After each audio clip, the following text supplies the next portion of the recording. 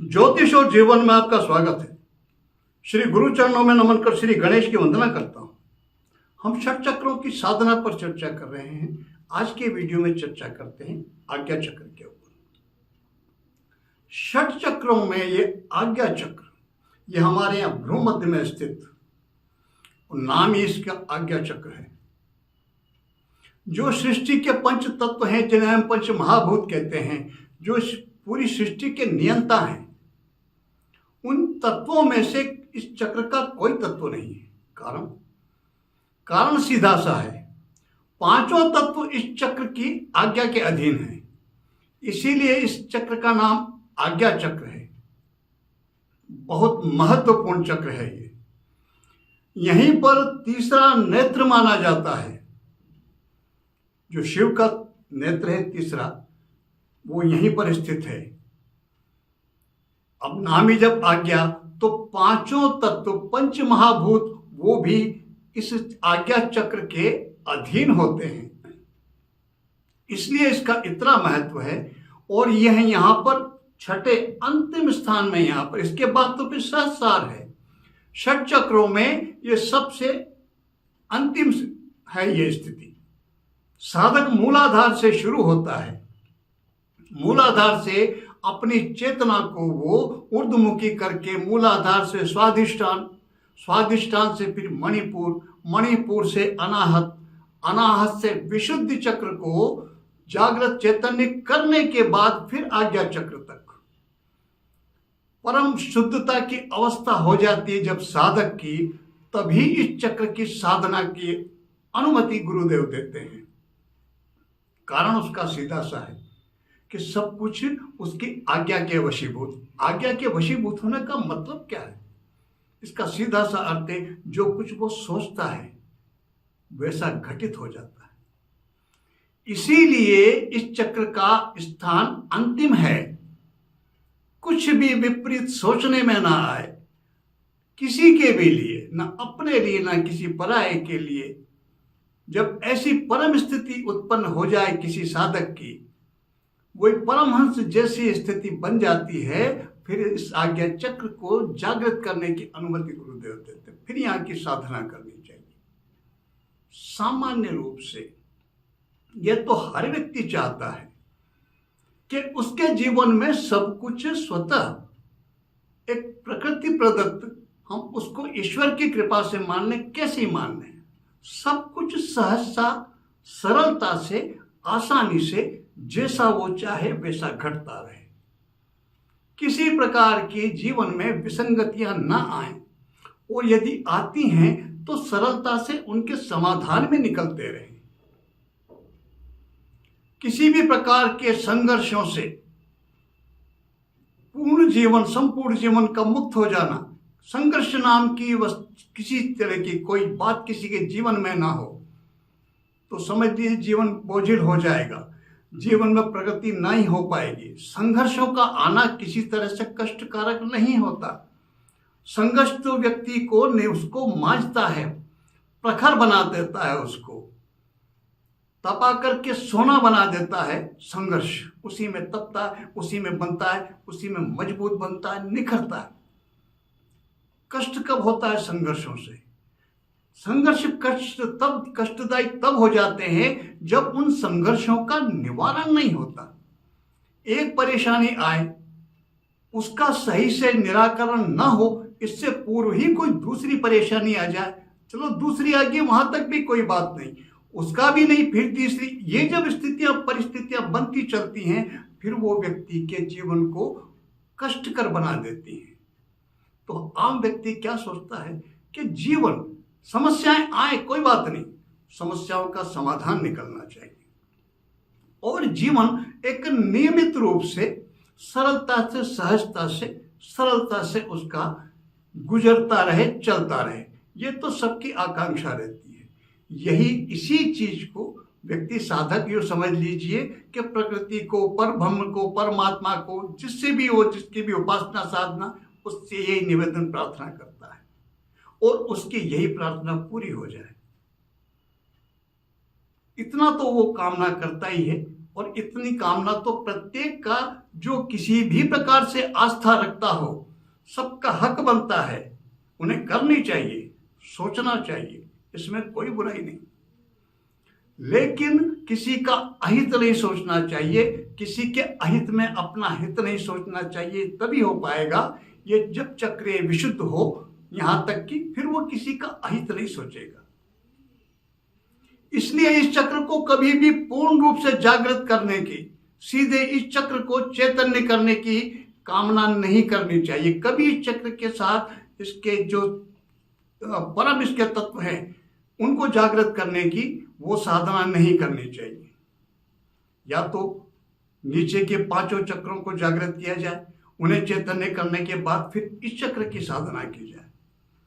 फिर ये चैतन्य करने के बाद फिर ऐसा साधक वो जैसी कामना करता है, जैसा सोचता है, श्राप और वरदान देने में सक्षम हो जाता है। वो चरम स्थिति है उसकी। लेकिन एक आम व्यक्ति के लिए, एक गृहस्थ के लिए ये चक्र किस तरह से कारगर और सहायक हो सकता है, हम उसी पर चर्चा करें।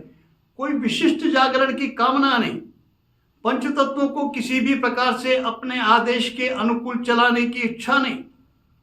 कोई हम ये नहीं चाहते कि पंच तत्व हमारे इशारे पर अपना रुख बदले, अपना मार्ग बदले, जैसा हम चाहें वैसा करें, जैसा प्रत्येक क्षेत्र में जम चाहें, जैसा चाहे वैसा हो जाए। हम ऐसा नहीं, लेकिन एक सामान्य रूप से जीवन, जैसी हमारी सामान्य से संसार से सांसारिक कार्यों से जुड़ी मनोकामनाएं हैं वो पूर्ण होती रहें, उसी के लिए क्या किया जाए।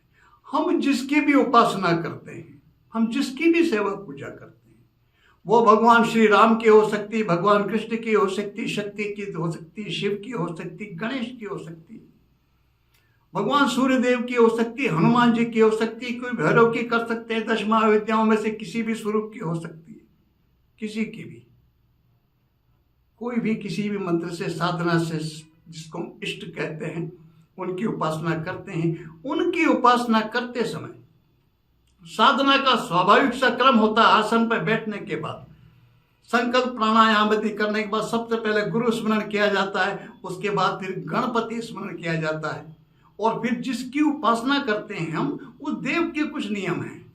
जैसे दुर्गा की उपासना में दुर्गा से पूर्ण भगवान शिव को नमन करना बहुत आवश्यक है, और दुर्गा की जो भी उपासना करते हैं, चाहे नवान मंत्र करें, चाहे सप्तश्लोकी करें, चाहे किसी भी मंत्र का जप करें, उसके बाद फिर बटुक भैरव का जप आवश्यक होता है, ये पूर्ण बनता है। तो ये जो उपासना हम करते हैं किसी भी देवता की, वो यहाँ ध्यान लगा के करना चाहिए। अब यहाँ पर ये सब उपासना करने से पूर्व यहाँ का जो बीज है वो है ओम। अगर देखा जाए तो जो ओम जो है, ये जिसको ओम हम उच्चारण सब ओम करते हैं, और ये ओम उच्चारण म निकलता है अंत में। ओम जब बोलते हैं तो दोनों होठ मिल जाते हैं, और ओम बोलते हैं तो होठ नहीं मिलते। ये जो फर्क है, इस फर्क को मैं इन बीज मंत्रों के उच्चारण के संबंध में स्पष्ट कर चुका हूं।